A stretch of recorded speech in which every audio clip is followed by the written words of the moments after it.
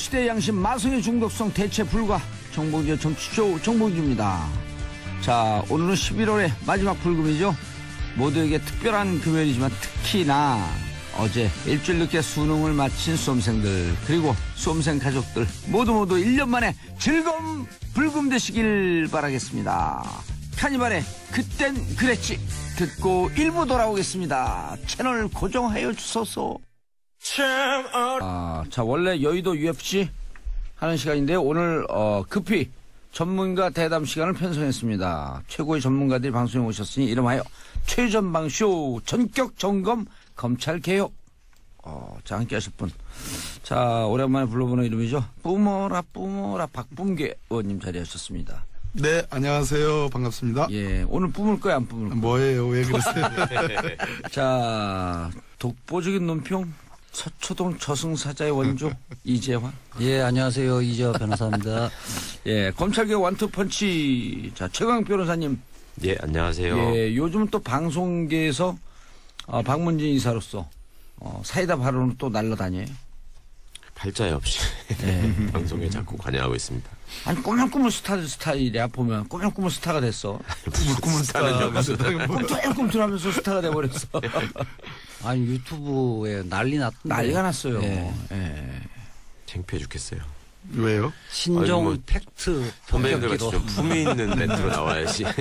신동 팩트 폭력기. 이름이 최강이잖아, 최강. 최강으로 빡 때려 또 욱! 예, 욱! 아니, 숨도 안 쉬고 한 20분간 발언하신 것 같은데. 그러니까. 저도 여러 번 들었어요. 제가 최강욱 변호사 팬이잖아요. 참나. 서로 짝짝 따라주는 분위기. 자, 훈훈한 좋습니다. 프로그램이네. 자, 박 의원님 먼저. 요즘 예. 여의도, 떨고 있다? 여의도 요즘 모래시계 촬영이 한창이라고요? 나 떨고 있냐? 아니, 특별히 여의도를 겨냥해서 하는 건 아니고요. 예. 어차피 작년 국정농단을 겪으면서 이제 적폐청산 기잖아요. 예. 그래서 수사를 하다 보니, 예, 박근혜 국정농단이 어디 박근혜 혼자만의 일탈이겠습니까? 당시에 집권당, 예. 또 이명박 정부의 적폐라는 것이 또 그 청와대만의 일은 아니고 예. 역시 그 당시 집권당의 문제니까 그러다 보니까 여의도로 검찰의 칼끝이 가는 거 아닌가. 그러면, 그리고 돈 같은 거 안 받아야 되잖아요. 받아갖고 난리. 예. 안 받으면 될걸. 그렇잖아요. 뭐 주니까 안 받을 수도 없는 면도 있겠지만. 표정이 왜 눈빛이 아니, 저는 주는 흔들려요? 사람도 없어.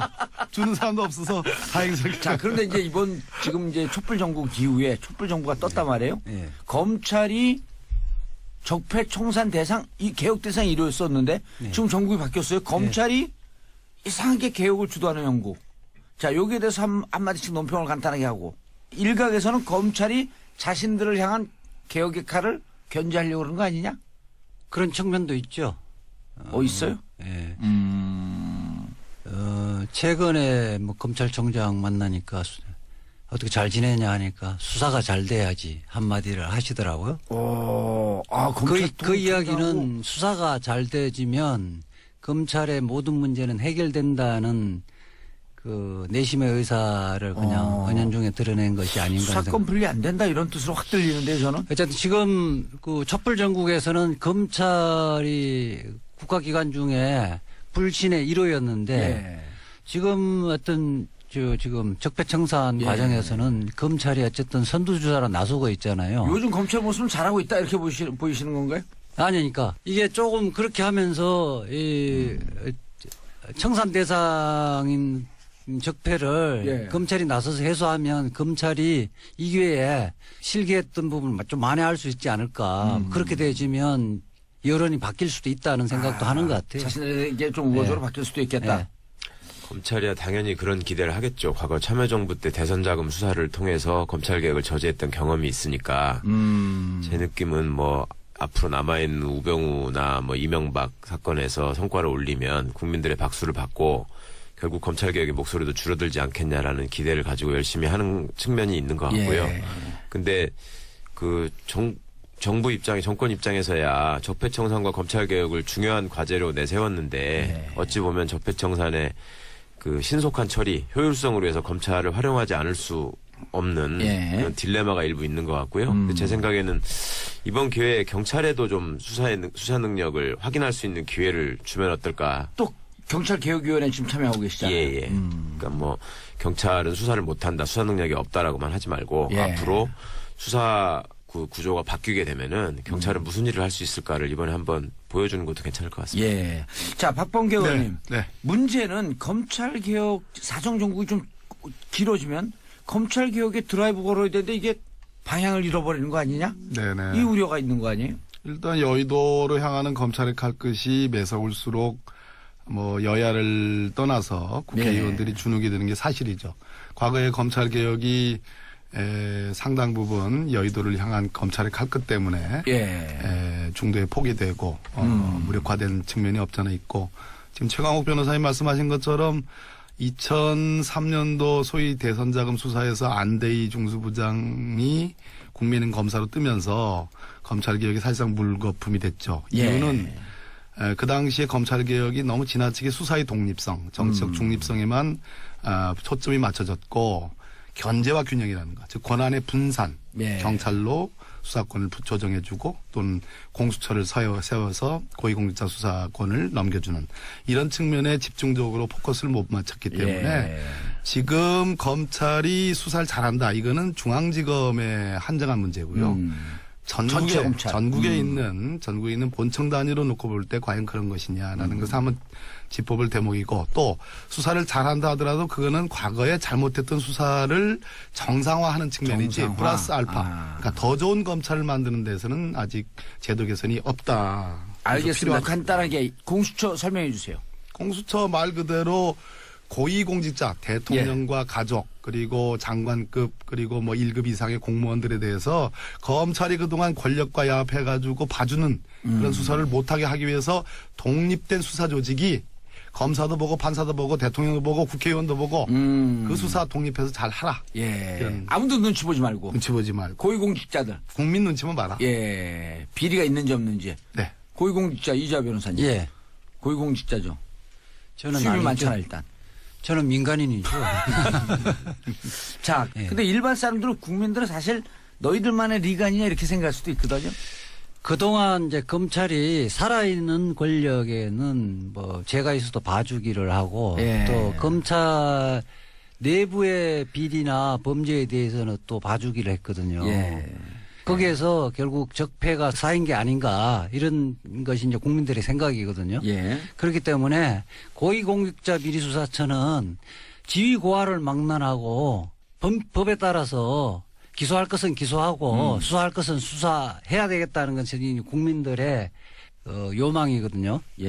그런 부분을 이번 기회에 제도로서 확립을 하고 검찰은 원래 제 기능들만 좀 하도록 하자. 이런 것이 이제 원래 입법의 취지죠. 최 변호사님. 홍준표 대표 공수처 반대 뜻을 밝혔어요? 불안한가 봐요. 그 여러 가지로 불안한 것 같고, 그 적폐들은 자꾸 청산하려고 하는 조직들이 늘어나면 늘어날수록 불안할 수밖에 없을 거고. 근데 공수처라는 거는 원래 검찰이 잘못을 해도 그걸 처벌하는 조직이 검찰밖에 없다라고 하는 심각한 문제를 해결하기 위해서 필수적인 조직이니까 홍준표 대표의 말씀은 그냥 정치적인 이해관계 득실을 고려했을 뿐이지 그리고 검찰의 입장을 어떻게 보면 옹호하시는 데 그치고 있을 뿐이지 이게 뭐 논리적 정합성은 없는 것 같습니다. 박 의원님, 법원검찰개혁위원회에서 공수처안이 나왔고 법무부안이 나왔는데 두 개가 충돌했어요. 그리고 법무부안은 마사지가 너무 심하게 됐다. 안 하자는 거 아니냐? 법무부 권고안은 제가 낸 법안부와도 더 강해요. 그래요? 그래서 마사지, 그러니까 그럼 박 의원님이 낸 게 가장 마사지가 잘 된 거예요? 아니, 그 당시로는 가장 훌륭한 법안이었죠.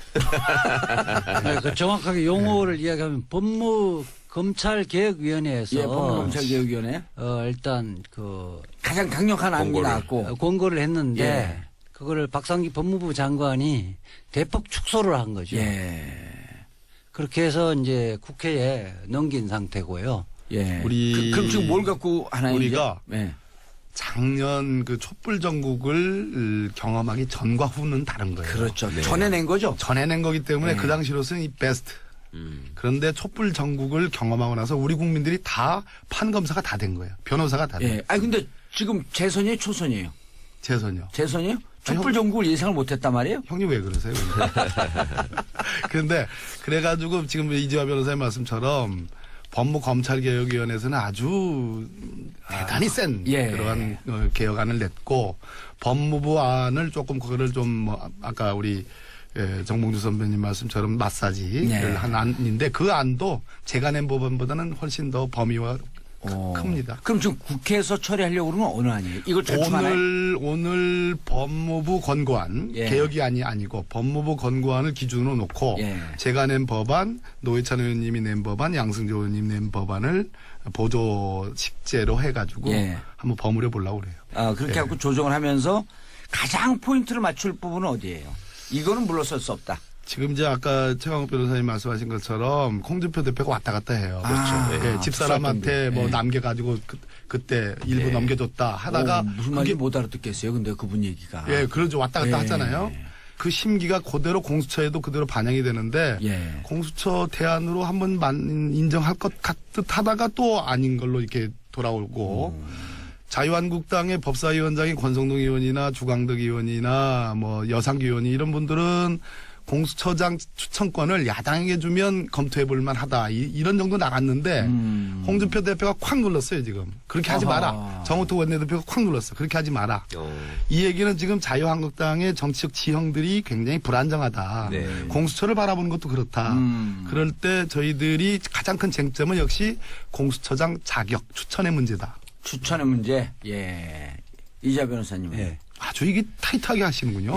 그 자유한국당이나 홍준표 대표 같은 경우는 파출소를 만드는 거는 반대한다. 그럼 파출소가 우리를 감시하고 우리의 범죄가 있는지 없는지를 조사를 할 거 아니냐. 그런데 우리가 임명하는 자유한국당 파출소장을 우리가 임명하면 검토해 볼 수 있다는 거거든요. 그거는 조폭의 심리죠. 범죄자들의 심리잖아요. 범죄자들의 심리. 우리 수사하지 마라.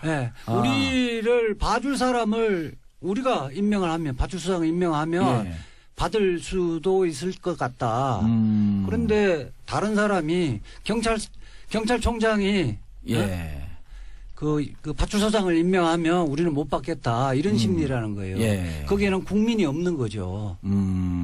참 쎄. 이재화 변호사님. 와, 세요. 조폭의 심리. 아니 근데 그 공수처장 임명 이외에 다른 건 쟁점이 없나요? 아니 수사 대상 범위도 어디까지 할 거냐. 있고요. 그것도 유연하게 협상하려고 그러고요. 또 하나는 역시 뭐니 해도 예산, 공수처 예산. 또 하나는 그 공수처에 있는 검사들, 특별 검사들을 어떻게 몇 명을 할 거고 숫자도 중요하고요. 임기 문제. 최 변호사님. 또 검사의 범죄를 어디까지 수사할 수 있느냐 또 일종의 쟁점이죠. 그러니까 애초에 법무검찰개혁위원회 권고안에는 모든 범죄를 다 할 수 있는 걸로 했다가 법무부 안에는 이제 직무상 범죄하는 걸로 줄였는데 하여튼 핵심은 검찰에 관한 그 수사권을 어떻게 설계해서 갖고 가느냐를 국민 입장에서는 중요하게 봐야 될 것 같고요. 그 다음에 그 수장 문제에 대해서는 아무래도 정치권에서는 이제 그게 쟁점이 되실 수밖에 없겠죠. 법안의 협상이라고 하는 것이 결국 야당을 보고 가야 되니까. 그러니까요. 그러니까 그 점에 대해서는 과거에 참여정부의 제도 설계나 이런 거에 관여하셨던 박범계 선배님이 계시니까 잘 하시겠죠. 아까 이재화 변호사님이 그 경찰서 파출소론 아주 저는 그거 좀 써먹어도 돼요? 네, 그러세요. 좋습니다. 그러니까 예전으로 치면 이 관내에 경찰서 하나만 있었어요. 그렇죠. 경찰서 하나. 금방 발전시켰어. 그런데 지금은 주위에 파출소를 많이 두는데 경찰서장의 지휘를 안 받는 파출소를 두겠다는 것이 공수처거든. 그런데 그 파출소장을 야당이 임명하겠다는 거는 그게 조폭의 심리다 이 말씀하셨단 말이에요. 조사받을 사람이 내가 마음에 드는 사람이 임명하겠다. 근데 간혹 야당도 파출소장 중에 고를 사람이 없으면 괜찮은 사람을 고르는 경우가 간혹 있어요. 왜냐하면 우리가 지난번 박근혜 특검 때 국정농단 특검 때 우리 저 민주당이 제일 야당이죠. 우리가 추천한 특검이 된 게 아니고 국민의당이 추천한 특검 박영수 특검이 되셨거든요. 박영수 특검이죠. 그래서 너무 그렇게 이재화 변호사님은 뭐 민변 출이시니까 예. 뭐 당연히 하실 말씀이지만 정치인의 입장에서 볼 때는 그래도 결국은 중립적인 인사로 모아질 수가 알겠습니다. 있다. 검찰 개혁이 이렇게 중요하고 어려운 거를 이렇게 재밌게 쉽게 얘기하는 프로그램 이름이 없어요. 뭐라고요? 정봉주의 정치쇼. 예, 광고 듣고 오겠습니다.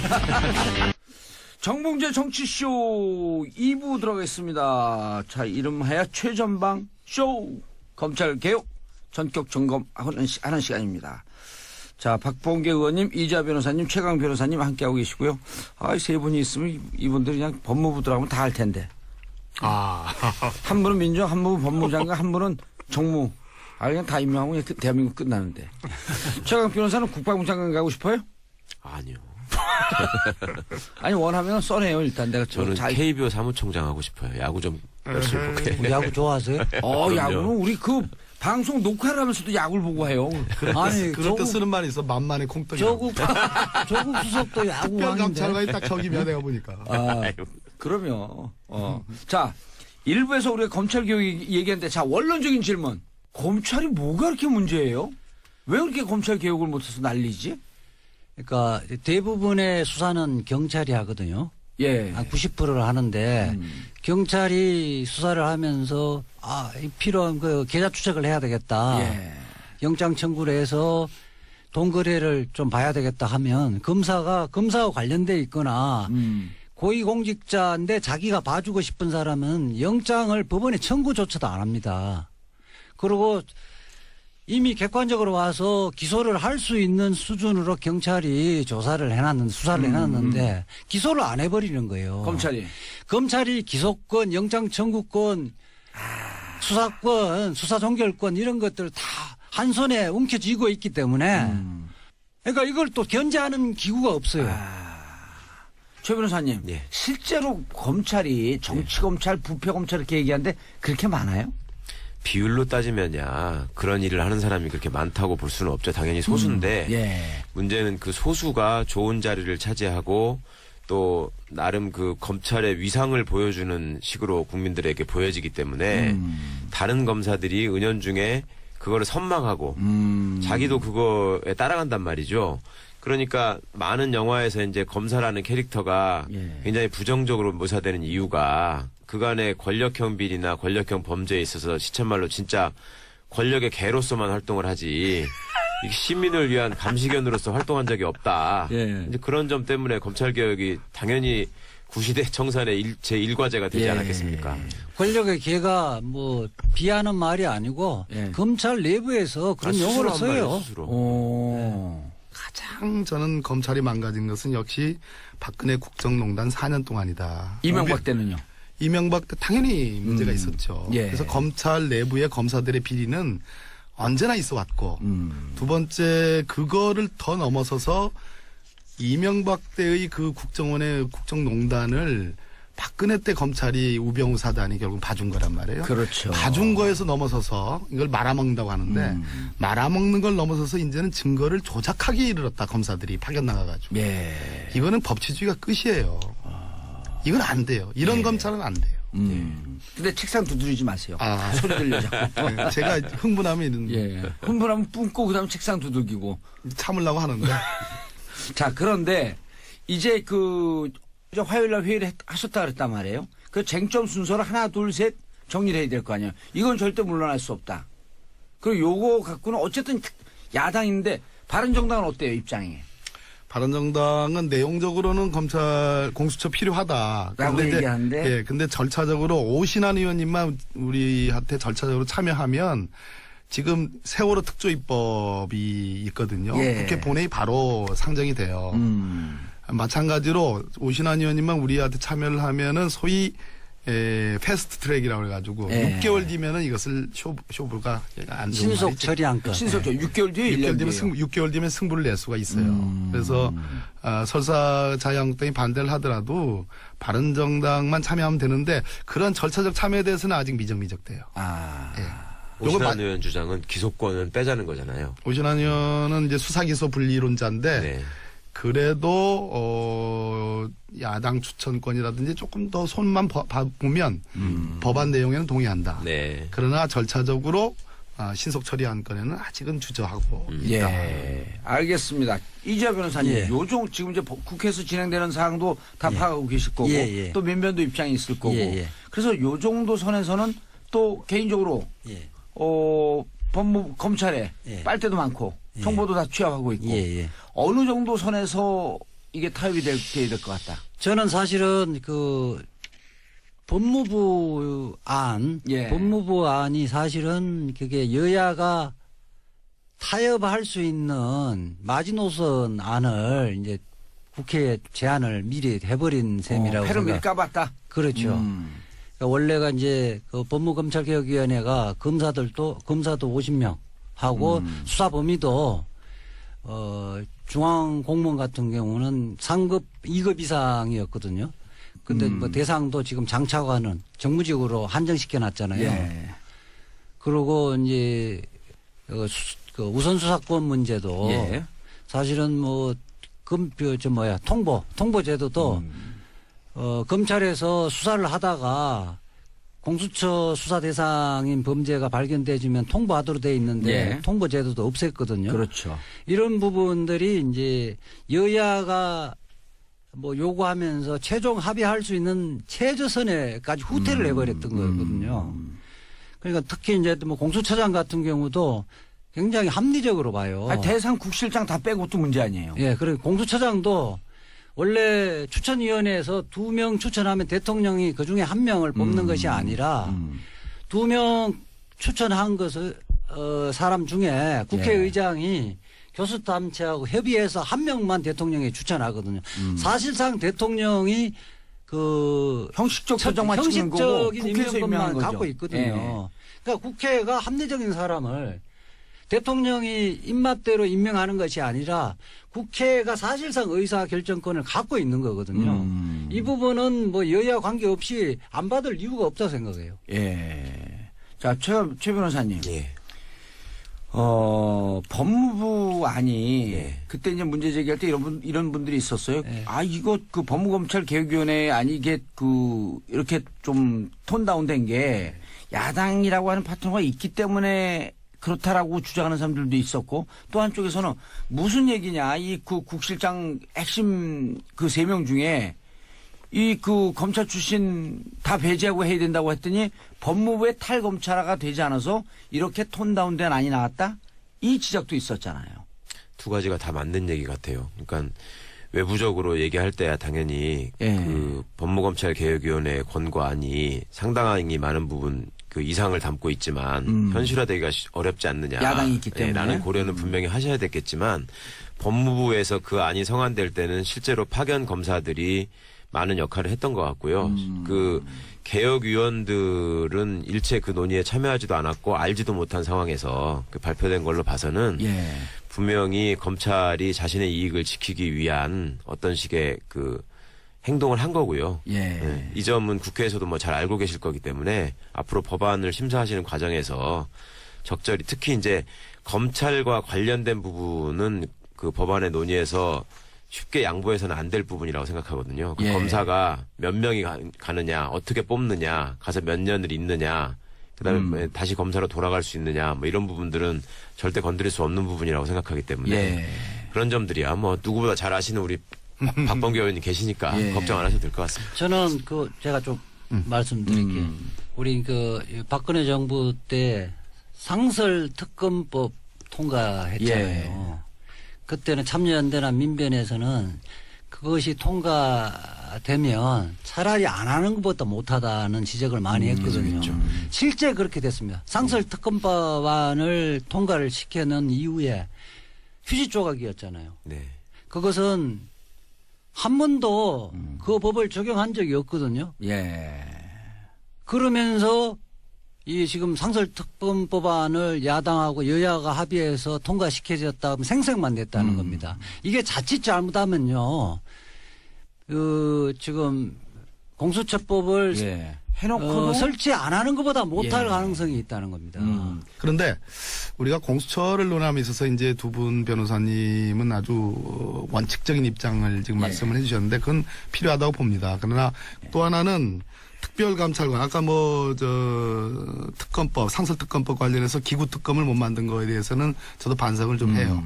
그런데 특별감찰관법도 이건 무용한 기구다 이렇게 비판했는데 결국은 특별감찰관법을 만들어 놓고 이석수 특별감찰관도 박근혜 대통령이 선호해서 찍어서 임명한 사람인데 결국은 우병우를 잡는데 지금 쓰여지고 있거든요.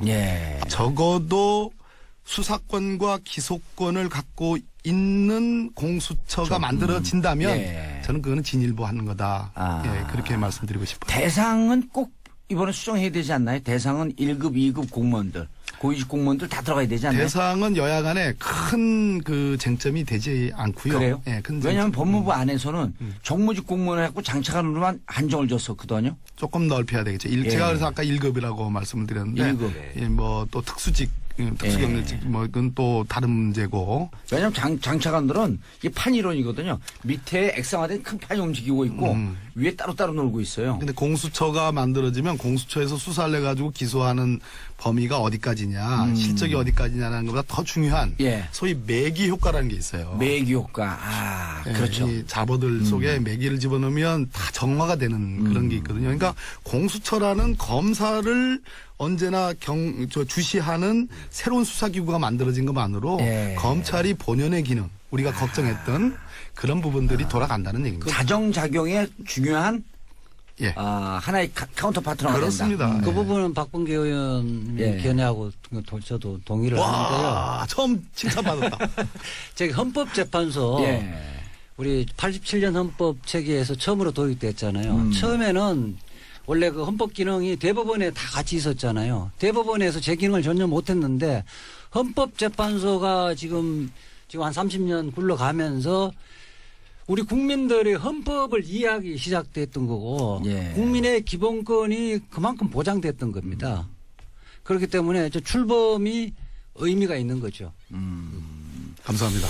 박봉계 의원님, 그런데 지금 이제 그 많은 국민들은 또 이렇게 생각해. 공수처 가려면 시간 많이 걸리는데 대통령이 임명권을 갖고 있는데 일단 인사쇄신만 잘해도 과거 정치검찰, 우병우 라인 이런 분들만 핀셋으로 잘 속간해도 일단 검찰이 좀 제자를 잡아가지 않을까? 근데 과연 인사는 제대로 되고 있나? 이런 궁금증이 있거든요. 아시다시피 대통령이 5월 10일 날 취임을 하셨잖아요. 그런 다음에 그 뭐 전격적인 윤석열 지검장을 포함해서 전격적인 일부 검찰 인사를 했고 그다음에 정기 인사를 이제 지난 9월 달에 한 셈인데요. 아무래도 모자란 부분이 있습니다. 비판을 받을 정도는 아니지만 충분히 많은 어떤 인사사항의 여러 정보들이 확인되지 않은 상태에서 있었던 인사라는 그러한 비판이 있는 것이 사실이고 그런 측면을 수정을 해야 된다고 저도 개인적으로 생각을 합니다. 특히 최근에 문무일 검찰총장이 소집했던 검사장들 회의에서 지금의 서울중앙지검 적폐 수사를 마치 하명 수사로 포장하고 거기에 대해서 뭐 정치적 사건에 검찰이 앞장선다 이런 표현을 했던 검사장들의 인식에는 저는 동의하기 어렵다고 봅니다. 최강욱 변호사님, 돌발 주문. 우병우 관련돼서 그 요즘 영장 기각된다는 얘기 계속 나오는데 왜 그래요, 그거는? 그 판사도 우병우 라인이 있나? 그렇게까지 보기는 좀 어려울 것 같고 그 판사들의 인식 자체가 지금 시민들의 수준을 따라가지 못하고 있다는 게 저는 판사 출신 아니에요, 박봉계 의원님? 판사 출신 때도 시민의 의식을 못 쫓아왔어요? 그러니까 제가 못 쫓아가가지고 나왔잖아요. 그래서 국회를 한 거예요? 노무현 대통령 지지를 선언하고. 아니 근데 오민석 판사, 권순원 판사가 올 2월에 임명됐어요. 그때 알바끼다라고 하는 이런 우려가 있었거든요. 글쎄 그 정기 인사 때 영장 전담 판사로 간 거니까 그것까지 알박기라고 표현하는 건 좀 지나친 것 같고 단지 그 영장 발부의 요건 중에 범죄 중대성이라는 것이 추가가 됐거든요. 형사소송법에. 근데 범죄 중대성이라는 것에 대한 판단이 기본적으로 정보기관을 장악하고 운용하고 그다음에 권력을 굉장히 남용하고 국정을 농단하는 데까지 이르르고 그 방송과 뭐 문화계 지형까지 파괴하는 수준까지 이르렀는데 그런 부분에 대해서 지금 심각한 인식을 하지 못하고 있다는 게 문제라는 거죠. 아, 영장 전담 판사가 예. 지금 뭐 처음 말씀드리는 건데 그 영장 전담 제도가 과연 한 명의 부장급 판사 또는 부장에 가까운 단독급 판사들에 의해서 나라를 정말 뭐 좌지우지할 수 있는 어마어마한 중요 사건들을 단독으로 결정할 수 있냐? 간밤에 기록 봐가지고 결정하잖아요. 예. 이 구조에 대한 근본적인 회의가 있고 두 번째는 지금 영장전담판사 세 분은 공교롭게도 두 분은 같은 동기고 세 분 다 창원지법에 함께 근무했던 분들이에요. 이 세 분 다가.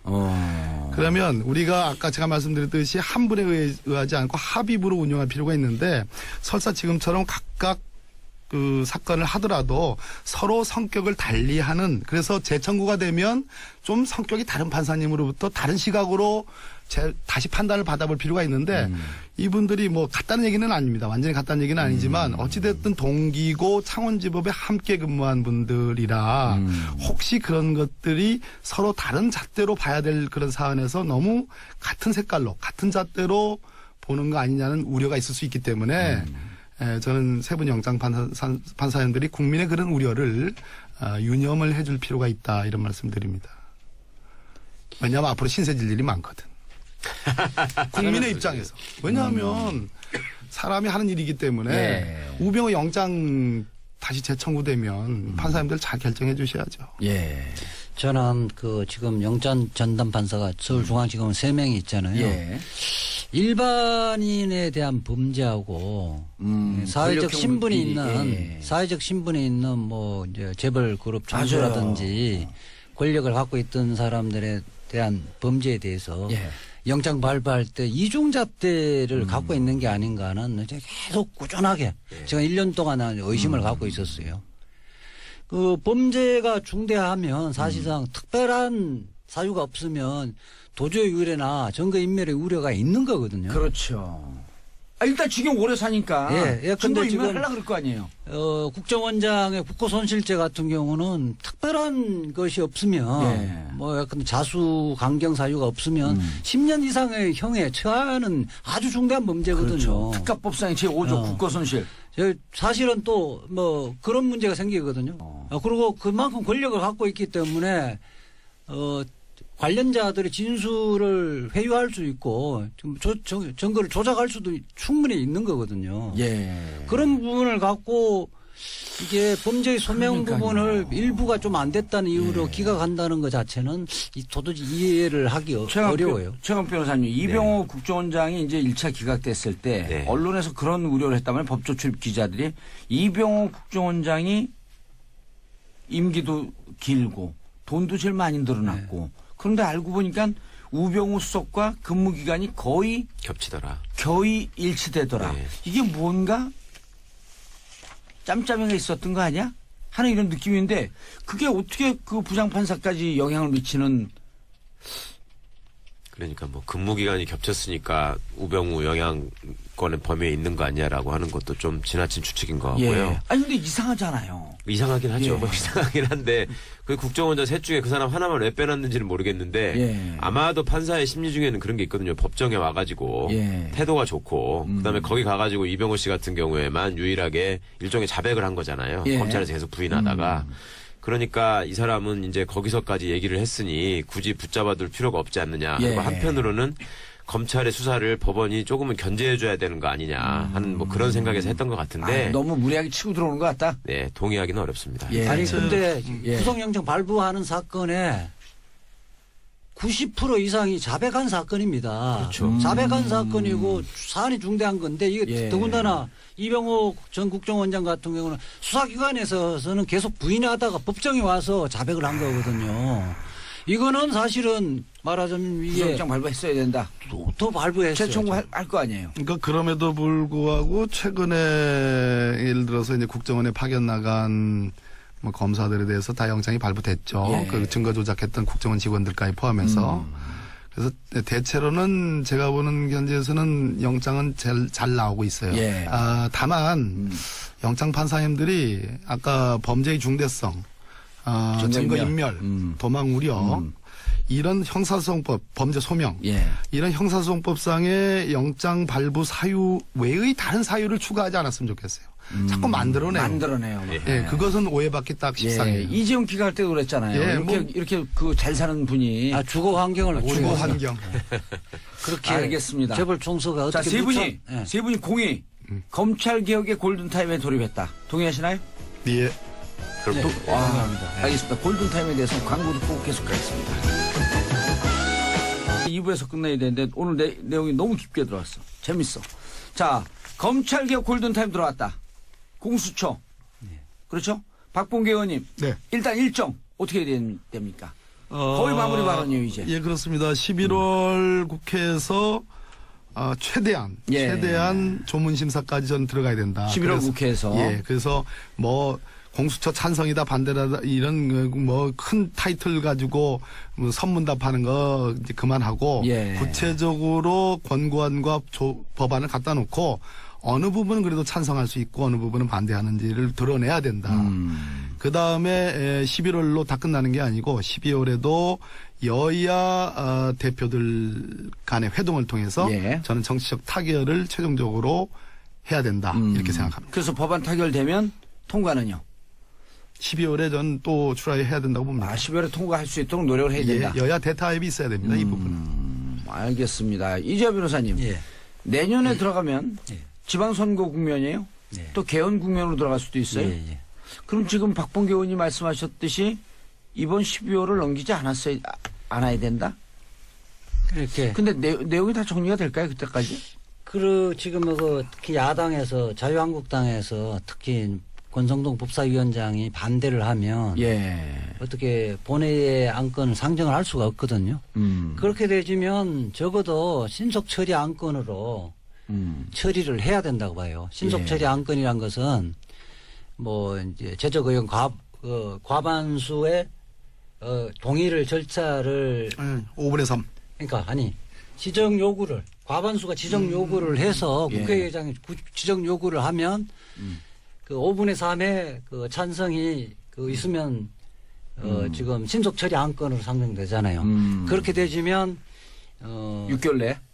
그러니까 180 이내에 안건 심사를 하고 법사위에서 90일 이내에 체계 작구 심사를 하고 그렇게 하면 60일 이내에 본회의에 자동 상정되거든요. 예. 그러니까 330일이 걸립니다. 예.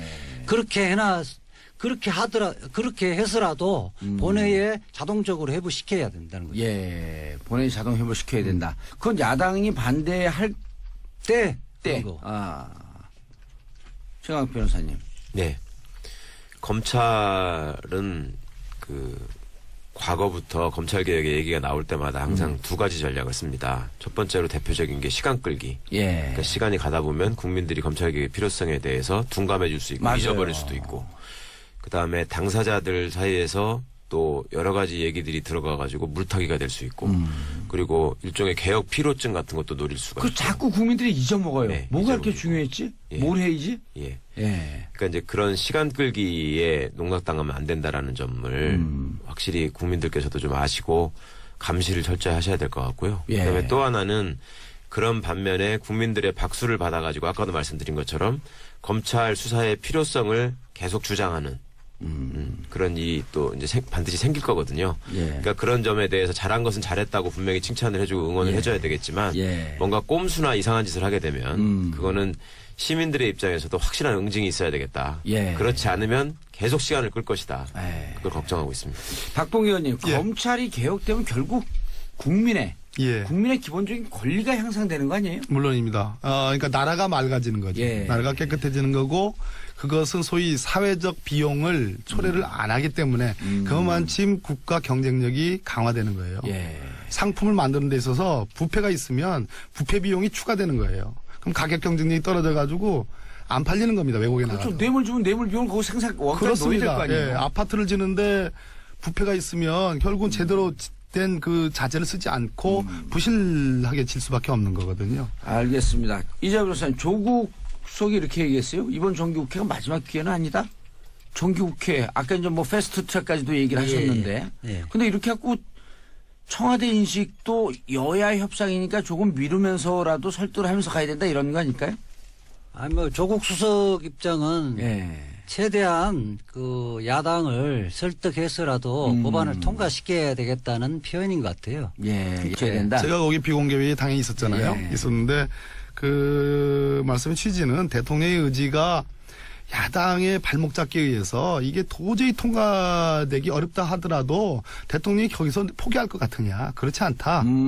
그런 의지가 아주 오히려 더 강력한 의지가 보이는 그런 거네요. 표현이고 우리가 저는 12월 중에 12월 올해 안에 12월 중에 특단의 조치를 저는 해야 된다고 봅니다. 국회 차원에서도. 그 다음에 중요한 것은 역시 적폐청산 수사의 일종의 중간 수사 결과를 발표하는 그 시점을 언제로 잡을 거냐. 이게 다 MB하고 관련된 거 아니겠습니까? 적폐청산 수사가 검찰개혁의 전부가 아니라는 말씀을 오늘 뭐 우리 1시간 동안 얘기를 드렸고 결국은 제도 개선인데 이 적폐청산 수사의 종기와 공수처라는 제도 개선의 도입이 저는 같이 물려가는 시점이 온다. 그 측면에서 청와대 대통령 또 국회 여야 지도부 이런 차원에서의 어떤 대시도가 저는 있을 수 있다 이렇게 오늘은 그 정도만 말씀드립니다. 알겠습니다. 돌발 제안 하나만 할게요. 박범계 법사위원이 계시니까 국민들의 76%가 공수처 86%가 찬성하잖아요. 그런데 국민들이 법안 심사에서 누구 때문에 이 법안이 제대로 안 되는 건지 누가 억지를 부리고 있는지를 알아야 되거든요. 소위원회 심사를 생중계를 국회 방송을 생중계를 하자고 좀 제안을 하시면 어떨까요? 그래야 국민들이 알 수 있을 거 아니에요. 좋은 의견인데 제가 소위원장 할 때 그 말씀을 해 주시지 그래. 지금은 소위원장님이 제가 후임 제가 오늘 제 일 한번 해보겠습니다. 알겠습니다. 자, 검찰개혁 골든타임 앞두고 이제 마무리 한마디씩. 검찰개혁 골든타임 왔다. 절대 권력은 절대 부패하게 마련입니다. 무소불위의 공영 검찰 지금 개혁하지 않으면 국민들이 불행합니다. 법무장관 취임하는 것 같아요.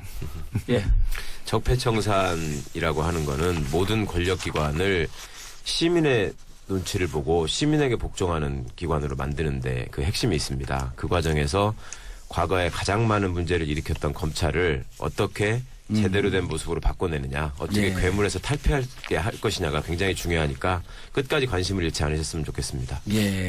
알겠습니다. 마지막 박범계 의원님. 결국은 이제 공수처라는 유종의 미를 거둘 수 있느냐 없느냐의 문제인데 그건 국민 여러분들에게 달려 있습니다. 내년 지방선거가 치러지고 만약에 이것이 12월 또는 내년 1월에 이 법안이 통과되지 않으면 왜 통과되지 않는가에 대한 그 국민 여러분들의 따끔한 질책 그것이 저는 지방선거의 결정으로 저는 다가온다고 생각을 하거든요.